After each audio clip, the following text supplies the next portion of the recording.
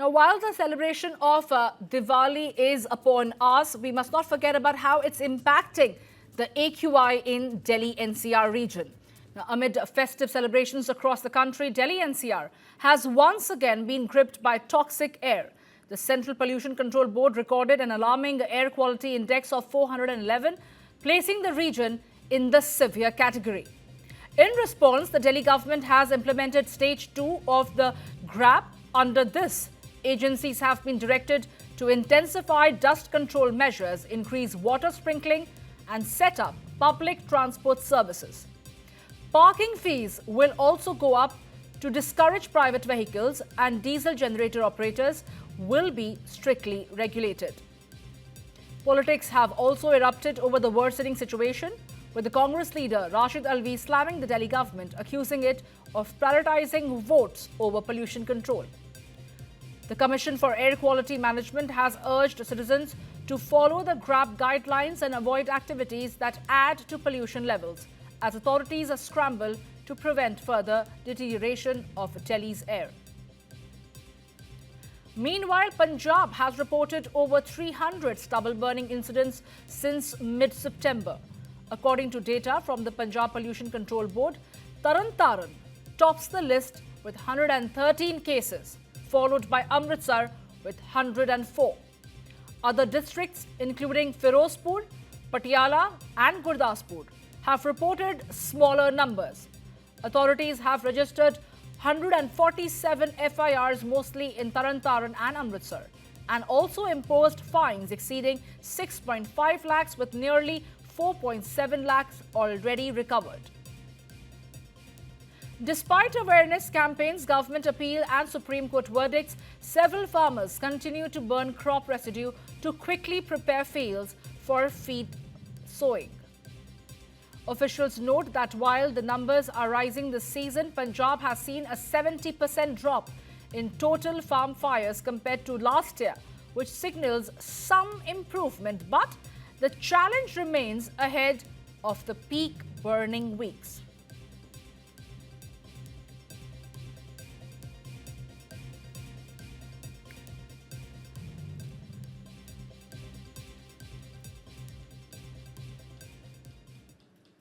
And now moving on, the latest in the Zubeen Garg death probe. The Indian delegation and its probe now goes global.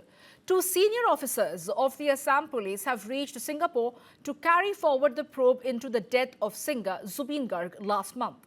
The team includes the CID Special DGP Munna Prasad Gupta, who is heading the Special Investigation Team, and Titabor Code District SP Tarun Goel. Both flew directly from Guwahati to Singapore. The 9-member SIT was formed under the Assam CID after more than 60 FIRs were registered across the state, demanding justice and clarity in the case. Now, while officials have refused to share operational details, sources confirm that the Assam Police will visit the very site where Zubeen Garg breathed his last, the Singapore beach where he reportedly drowned on 19 September.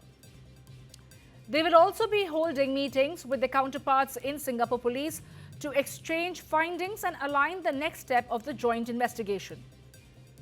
Zubeen Garg, the voice that defined generations in Assam, had travelled to Singapore to attend the 4th edition of the Northeast India Festival. His sudden death sent shockwaves across the region, sparking widespread grief, public protest, and growing demands for answers. As the investigation moves overseas, all eyes are now on what new clues this international leg might uncover and whether it will finally bring closure to the mystery behind Zubeen Garg's untimely death.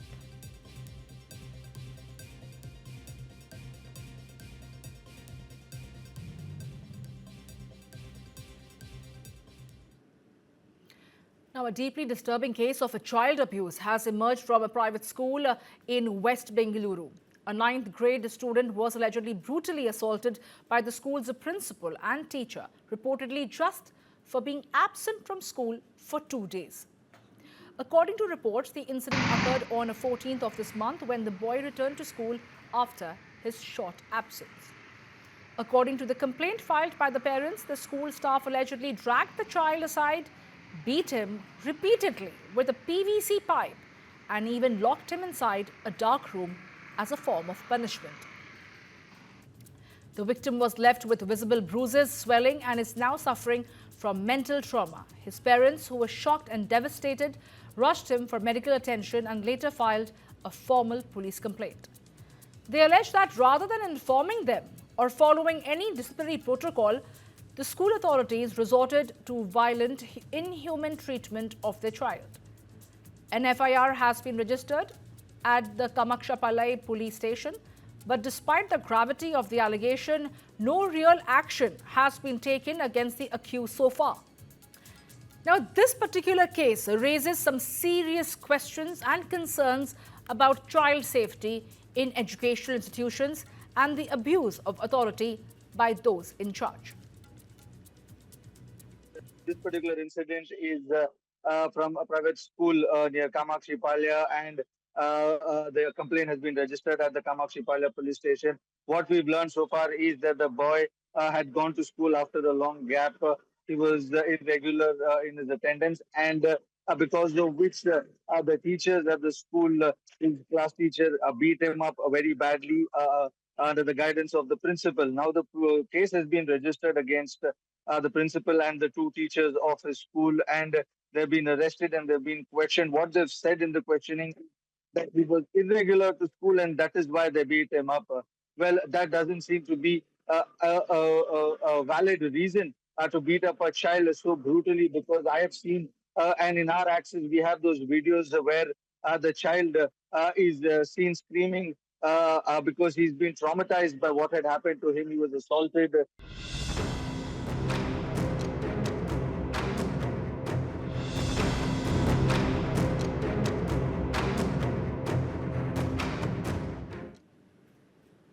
And with just 2 weeks left for the Bihar Assembly elections, the RJD has announced a list of 143 candidates for the upcoming elections. In a move that hints at a potential friction within the Gathbandhan, the RJD has fielded candidates in 4 constituencies where its ally, the Congress, has already named nominees.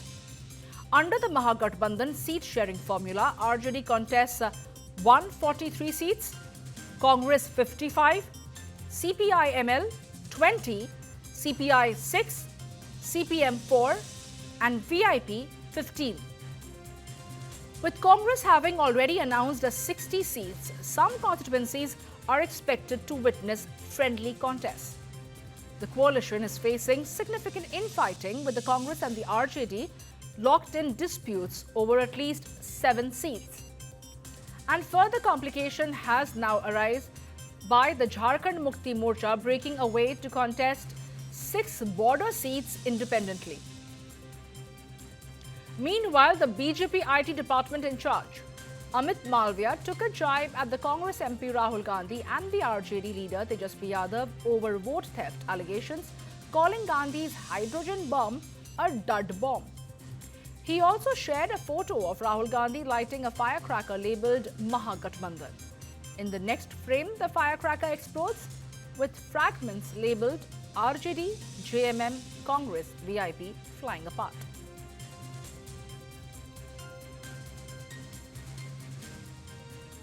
मैंने राजनीति का विद्यार्थी हूँ, student of politics होने के नाते मैं ये पढ़ाई करता हूँ, अध्ययन करता हूँ, जानता हूँ कि चुनाव में क्या क्या कैसे कैसे हो रहा है। पर मैंने अपने जीवन काल में कभी इस तरीके का चुनाव नहीं देखा जहाँ पे इतना बड़ा गठबंधन इस तरीके से बिखराव की कगार पर आ गया।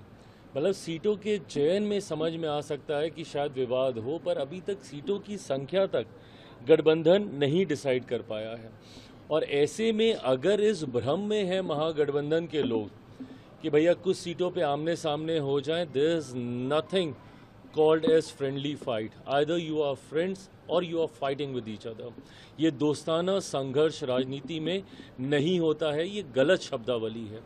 आप अगर एक जगह पे एक दूसरे के सामने अगर आप चुनाव लड़ रहे हैं, एक दूसरे के नेता के ऊपर आप आरोप लगा रहे हैं अपना चुनाव जीतने के लिए, तो आप कैसे मान के चल सकते हैं कि भैया दूसरे जिलों में या दूसरी विधानसभा में इसका असर नहीं पड़ेगा. आज अगर कहीं पे मैं चुनाव लड़ रहा हूं और मैं किसी दूसरे दल के बारे में कुछ यहाँ पे कह रहा हूं, तो मैं कैसे ये उम्मीद रख सकता हूं कि दूसरी विधानसभा में उस दल का और मेरे दल का एक समन्वय बैठेगा? ऐसा नहीं होता है चुनाव में. Now, the Shivamoga MP B.Y. Raghavendra on Sunday alleged that Karnataka ministers are extorting money from officials for the Bihar elections. He told reporters that the government is collecting money from officials under the guise of renewal fees, which are essentially for extending posts and sending it for the Bihar elections. He also commented on the restrictions on RSS activities, stating that the government is trying to suppress the organization. Raghavendra accused the chief minister of trying to score political points by targeting the RSS.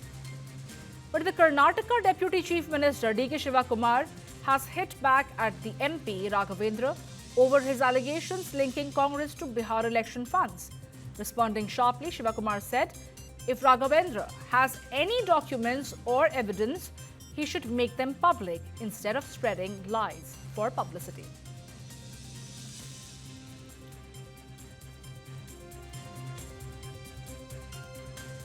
ಅವರದ್ದೇನೋ ದಾಖಲೆ ಇದ್ರೆ ದಾಖಲೆ ಸಮೇತ ಅವರು ಬಿಡುಗಡೆ ಮಾಡಿ ಅವರ ಆರೋಪ ಎಲ್ಲ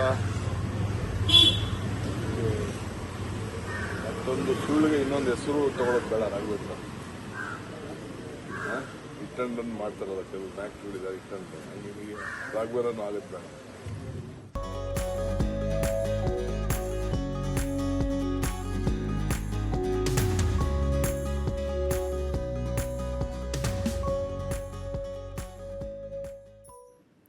This year, Prime Minister Modi is celebrating Diwali with the Indian Navy. He is there off the coast of Goa on board INS Vikrant, and this marks the first Diwali celebration with the naval officers and the naval forces, highlighting the significance of Operation Sindoor. Prime Minister addressed the officers and sailors on board, commending their commitment and service to the nation. He lauded INS Vikrant and the Indian Navy for their crucial role in Operation Sindoor, expressing pride in celebrating Diwali with the Navy's brave warriors. He described INS Vikrant as a symbol of India's self-reliance and remarked that its strength has left Pakistan sleepless. Prime Minister Modi has also noted that several countries around the world are showing interest in purchasing India's BrahMos missiles.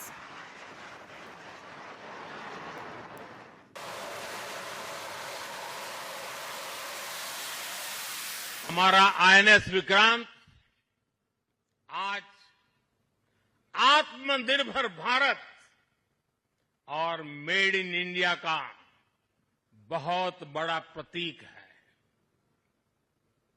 महासागर को चीरता हुआ स्वदेशी INS Vikrant Bharat की सैन्य क्षमता का प्रतिबिंब है. अभी कुछ ही महीने पहले हमने देखा है विक्रांत ने अपने नाम से ही पूरे पाकिस्तान की रातों की नींद उड़ा दी थी.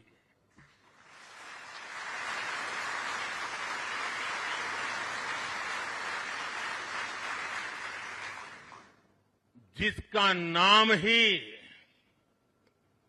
दुश्मन के साहस का अंत कर दे, वो है आईएनएस विक्रांत. वो है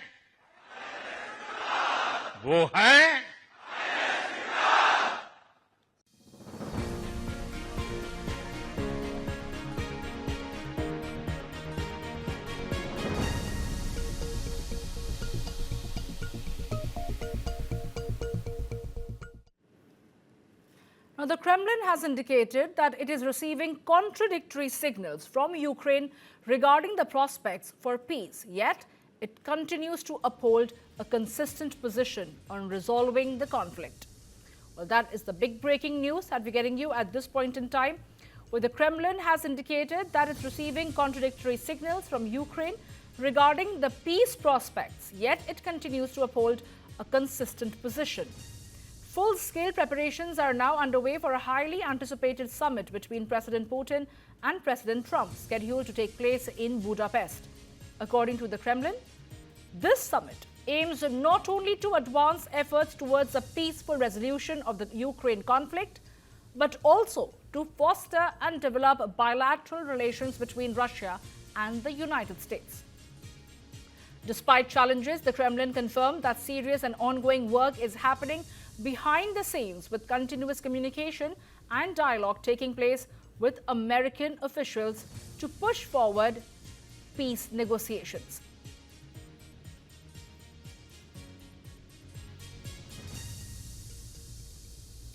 Well, that is the big breaking news that we're getting you at this point in time. As far as the Kremlin's statement is concerned, they are hell-bent, they are committed for serious work for peace negotiation.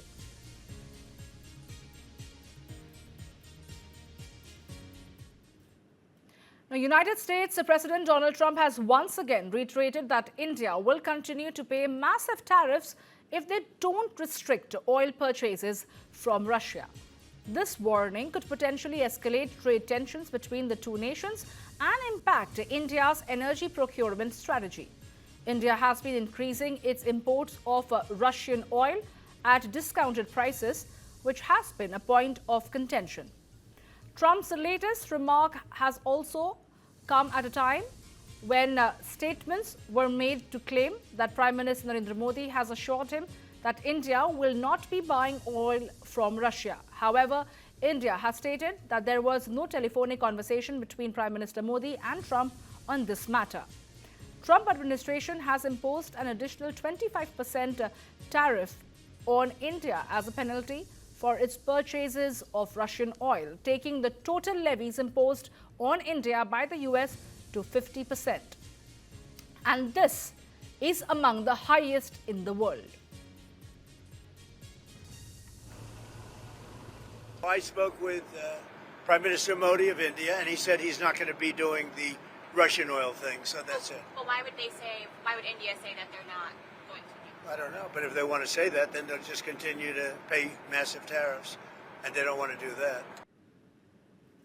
Now, Amazon's cloud arm, AWS, suffered a widespread outage, disrupting several major online platforms across the globe. According to the outage tracker, Down Detector, Snapchat, Robinhood, Venmo, Coinbase, and AI startup Perplexity were among the services affected. The issue appeared to originate from Amazon Web Services, which powers a significant portion of the internet's back-end infrastructure. Even Amazon's own Prime Video and Alexa face interruptions, highlighting how deeply integrated AWS is across globe and digital networks.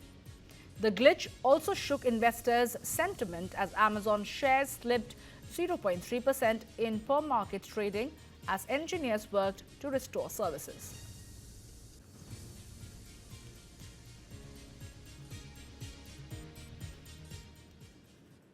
Now, thieves in balaclavas broke into Paris' Louvre Museum on Sunday using a crane to smash an upstairs window, then stealing priceless objects from the area that houses the French crown jewels before escaping on motorbikes. The robbery raises some awkward questions about security at the museum, where officials had already sounded the alarm about lack of investment at the world-famous site, home to artworks such as the Mona Lisa that welcomed 8.7 million visitors in 2024. Thieves broke into France's Louvre Museum and stole priceless jewelry on Sunday from a section that houses the French crown jewels. That's according to the French government, who say the thieves pulled up outside the Louvre on Sunday morning, used a crane to smash an upstairs window, and then escaped by motorbike. Authorities have yet to say what pieces were stolen. France's culture minister Rachida Dati told TV network TF1 it all took only around 4 minutes. We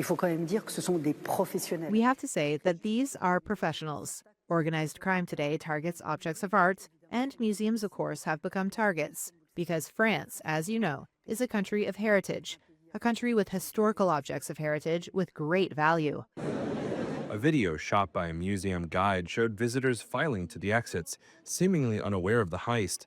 Dati said no injuries were reported and that one piece of jewelry had been found outside the museum. Newspaper Le Parisien said it was believed to be the crown of Napoleon III's wife, Empress Eugenie, and that it was broken. France's interior minister said a specialized police unit that has a high success rate in cracking high-profile robberies has been tasked with investigating the heist. The theft is likely to raise some awkward questions about security at the museum. Earlier this year, the Louvre, which is the world's most visited museum, requested urgent help from the French government to renovate its aging halls and protect its art. The Louvre is home to the Mona Lisa, itself the target of a daring heist in 1911. That involved a former employee who was eventually caught, with the painting returned 2 years later. Now, in a shocking incident, a Los Angeles-bound Boeing 737 MAX 8 flight from Denver was forced to make an emergency landing after its windshield cracked mid-air, injuring one of the pilots. After the incident, the United Airlines flight was diverted to Salt Lake City International Airport. United Flight 1093 was carrying 134 passengers and 6 crew members when the incident occurred on Thursday. All 140 passengers and crew members were unharmed. That is what a United Airlines spokesperson confirmed. The plane, flying at 36,000 feet, was suddenly struck by an unidentified object on 16th October. The object smashed through the multi-layered glass window, leaving the pilot bloodied and bruised. Tiny shattered glass reportedly covered the cockpit. It is currently unclear what exactly caused the incident. Those are the visuals on your screens right now. You can see shards of glass in the cockpit and the bloodied arm of the pilot. Fortunately, all 140 passengers were safe and unharmed, but it's yet to be confirmed as to what exactly was that particular object that led to this shocking incident. Remember, the incident took place as far as the Los Angeles-bound Boeing 737 is concerned, MAX 8 flight from Denver, which was forced to make an emergency landing after the windshield cracked mid-air, injuring one of the pilots.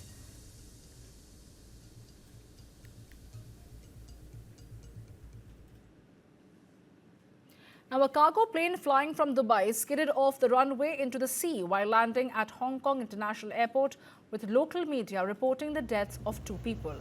The northern runway at the airport is closed after the incident. Hong Kong International Airport said that adding the south and the central runways would continue to operate. The accident occurred around 3:50 a.m. Hong Kong time, and the airport confirmed that the aircraft was carrying an Emirates flight number. The 4 crew members on board were rescued, the international airport said in the statement. 2 people who were inside a ground vehicle near the runway were suspected to have been struck by the aircraft have died. That is the visual of the cargo plane with skidded off the runway into the sea while landing at the Hong Kong International Airport. Local media reported the death of 2 people. The northern runway at the airport is now closed after the incident. International Airport did issue a statement regarding the same, adding that the south and the central runways would continue to operate. The incident occurred around 3:50 a.m. Hong Kong time, and the airport has confirmed that the aircraft was carrying an Emirates flight number. The 4 crew members on board were rescued. In a statement, International Airport has put out that 2 people who were inside a ground vehicle near the runway were suspected to have been struck by the aircraft have died.